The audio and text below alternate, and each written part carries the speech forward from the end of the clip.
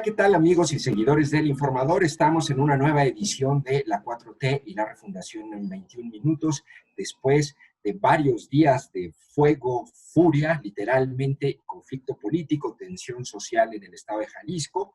Les agradezco mucho que me acompañen Diego Petersen y Evelyn Olvera, mis compañeros periodistas. Hola, ¿qué tal? Hola. Bienvenidos. Vamos a comenzar y entrar en materia para no demorarnos más.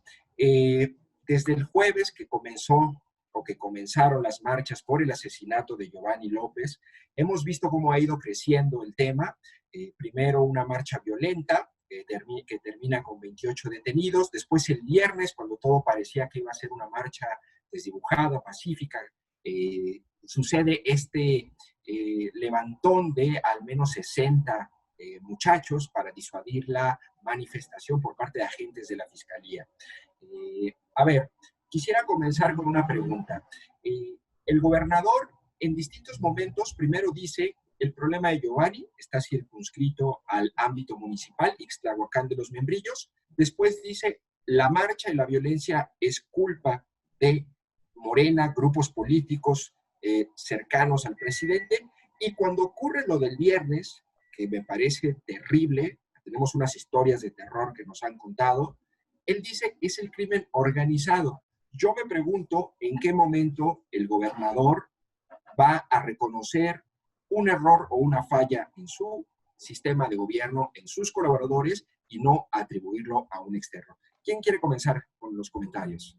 Oye, está claro que no lo va a reconocer. Creo que el problema que tiene el gobernador en este momento es que sigue montado en la lógica de quién me lo hizo, quién me está desestabilizando y no pensando en qué es lo que están haciendo mal. Y mientras eso no suceda, va a seguir, digamos, en esta escalada cada vez mayor. Porque cuando te metes en la lógica del complot, o sea, alguien está complotando contra el Estado, cualquier cosa encaja. Es decir, una característica del complot es que cualquier dato lo puedes acomodar en el complot.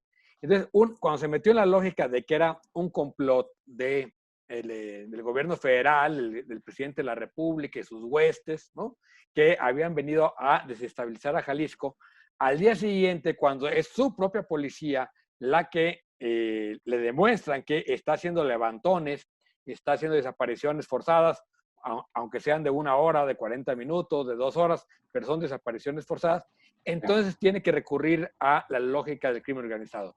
El problema es que deja a su fiscal absolutamente ya inerme, porque si el fiscal no es capaz, primero, de procesar a quien debió haber procesado, porque quedó claro que el día anterior no detuvieron a los que sí hicieron actos criminales, como el que le prendió fuego a un policía, pero sí detuvieron a gente inocente. Lo hacen porque el fiscal nunca quiso, o la fiscalía no investigó a tiempo, no presentó a los policías que asesinaron a Giovanni. Si ellos hubieran presentado a los 4 días, a los 10 días, oigan, aquí hubo un muerto en los separos de la policía de Ixtlahuacán, aquí están los policías, no hubiera pasado nada. Pero luego meterse en la lógica de que es el crimen organizado, lo que hace es que deja ver al fiscal como una figura de teatro guiñol, porque no controla la fiscalía, no tiene autonomía, acaba haciendo lo que le dice el gobernador, y finalmente creo que el gran sacrificado de todo este proceso ha sido el fiscal, que sigue en su puesto, pero ya no manda nada. Claro, y al final me parece que también un elemento de esta idea del complot constante es que las demandas auténticas y ciudadanas pasan a segundo plano, porque el discurso se centra en resistir los embates del enemigo externo que quiere desestabilizar al Estado. Y me parece que ahí se dibuja la demanda ciudadana. Evelyn, ¿tú qué opinas? Sí, bueno, sobre el caso de Giovanni, yo creo que es evidente que deja en evidencia que la Procuración de Justicia sigue teniendo un trato político, ¿no? Primero, el fiscal y el coordinador de seguridad intentando deslindar a toda costa al gobernador de que Giovanni haya sido detenido por el tema del cubrebocas. Y luego la revictimización del gobernador preguntándose quién es Giovanni y dando a conocer que tenía antecedentes criminales, ¿no? Cuando lo verdaderamente importante, pues, es el asesinato de un ciudadano que murió a manos de la policía municipal, ¿no? Claro.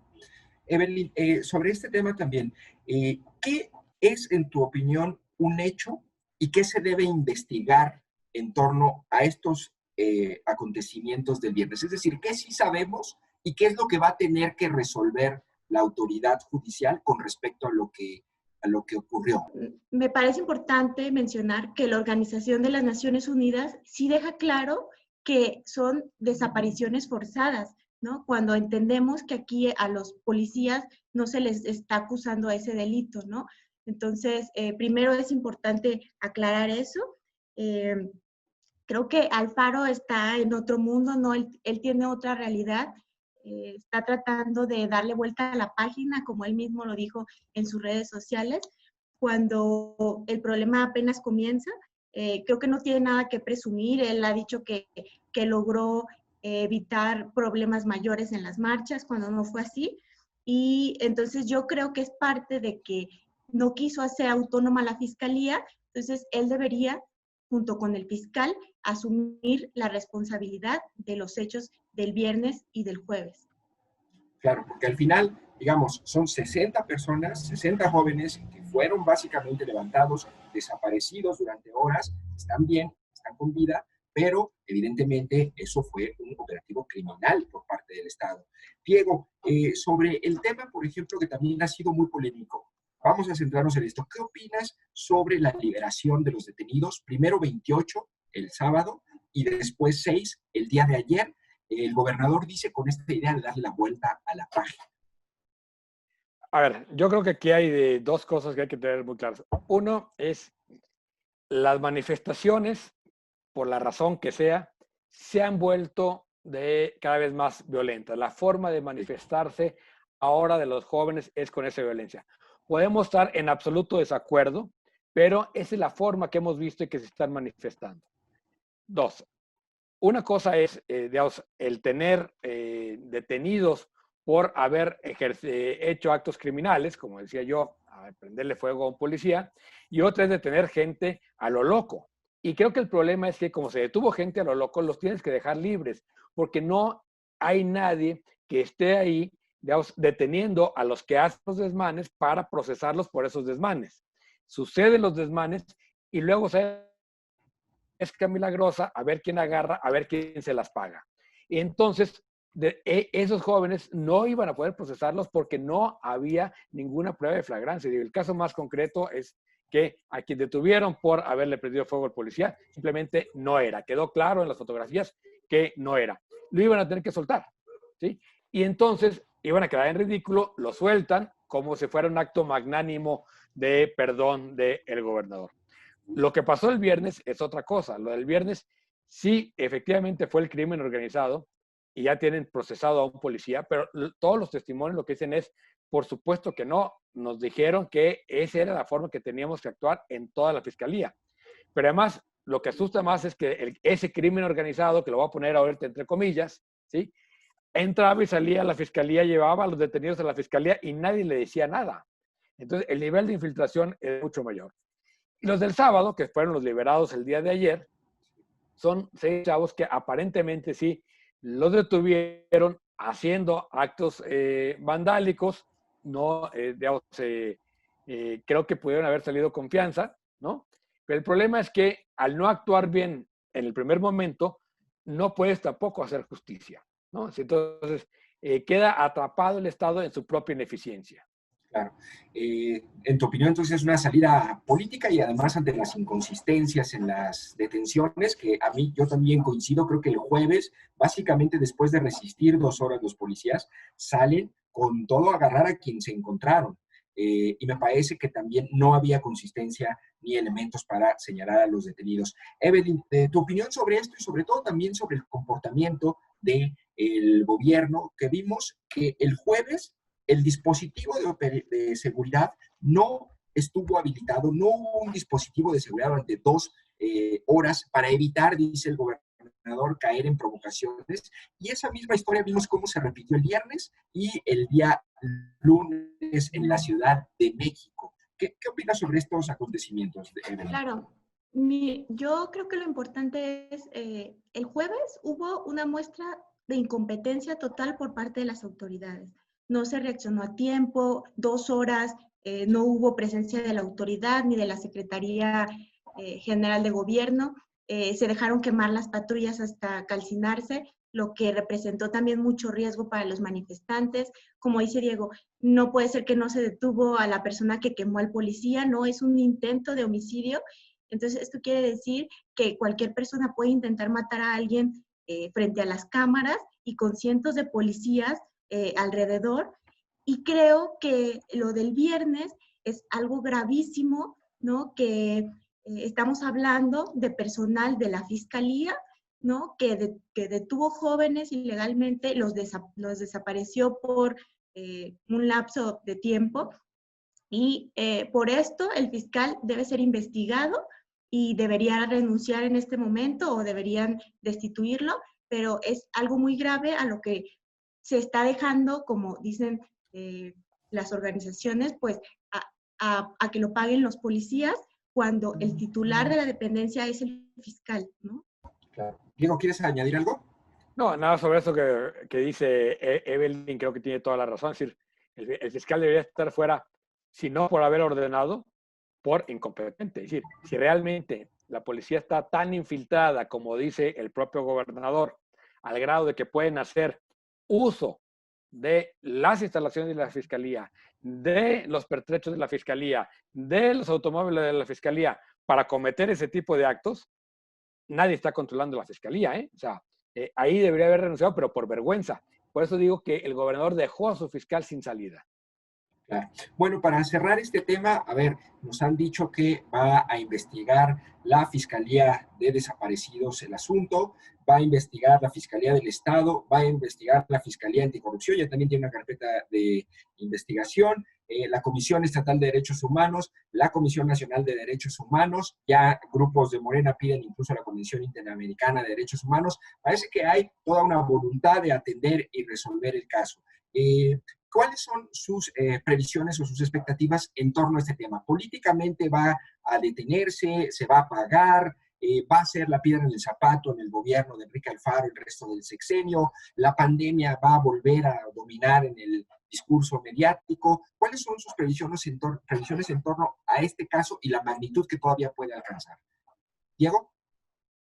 A ver, es muy difícil de hacer predicciones, ¿no? Pero sí, lo que podemos decir es que en el contexto de la pandemia va a volver a ser noticia en cualquier momento, tristemente porque va a ser malas noticias. Estamos en un momento de crecimiento muy fuerte en Jalisco y esto tarde o temprano nos va a llevar a situaciones y momentos muy complicados. Segundo, sí creo que una vez que bajen un poco las aguas, lo que va a hacer el gobierno, lo que tiene que hacer el gobierno, es repensar todo su esquema de seguridad pública. En la medida que no resuelva, lo va a perseguir a lo largo del sexenio y esas cosas hay que cortarlas de tajo. Lo que hemos visto de Alfaro es que tarda en procesar, pero sí procesa, ¿no? Es decir, siempre lo primero es la negación, ¿sí? Y después de la negación empieza lentamente a procesar los temas políticos y finalmente los termina procesando. Entonces, yo sí creo que lo que vamos a ver es cambios en el gabinete de seguridad y sí, un desgaste terrible. Sí, creo que el gobernador tiene un desgaste terrible con su base de votantes jóvenes. Y eso va a ser lo interesante. ¿Hacia dónde van a irse esos jóvenes? No solo en las movilizaciones, sino incluso electoralmente. Claro. Evelyn, para cerrar. Sí, yo creo que es algo tan grave, ¿no? Que no había ocurrido en muchos años. Lo único que puede comparársele es lo de 2004, pero creo que esto debería tener mucho costo político para Enrique Alfaro. Si esto no lo tiene, no sé qué otra cosa podría tener más costo político. Es algo muy grave y es algo que le tiene que costar. Claro. Bueno, finalmente yo también creo el tema de, o la teoría que yo llamo de la manzana podrida, de que nada más apartas a los elementos que actuaron mal y se soluciona el problema, no es suficiente. Necesitamos una intervención de largo plazo y una reforma completa en las corporaciones, sobre todo en la fiscalía, en las policías municipales, que sabemos son las que más cometen abusos policiales. Gracias, Evelyn. Diego, vamos a pasar a un siguiente tema, ahora a nivel federal, algo que definitivamente, y pescamos el anzuelo, lanza Andrés Manuel López Obrador con su equipo de comunicación ayer, lo que él denominó el BOA, este bloque opositor amplio, da a conocer un documento en donde dice que hay todo un proyecto para desestabilizar a su gobierno, arrebatarle la mayoría en la Cámara en 2021, y están aliados medios de comunicación, gobernadores, políticos, empresarios, organismos de la sociedad civil. A ver, ¿qué es esto? Evidentemente es un documento falso, pero ¿cuál es la intención detrás del presidente? ¿Cuál es su lectura de este divertidísimo documento que se abrevia BOA? Y bueno, hasta la Sonora Santanera salió ya a deslindarse que ellos no tienen nada que ver, solo hacen música, no política. Diego. No, a ver, creo que es de las pachecas más torpes de este sexenio, sin embargo, que muestra con toda claridad que lo que buscan es, no podemos desligar esto de lo que dijo el presidente el fin de semana, de que conmigo o contra mí.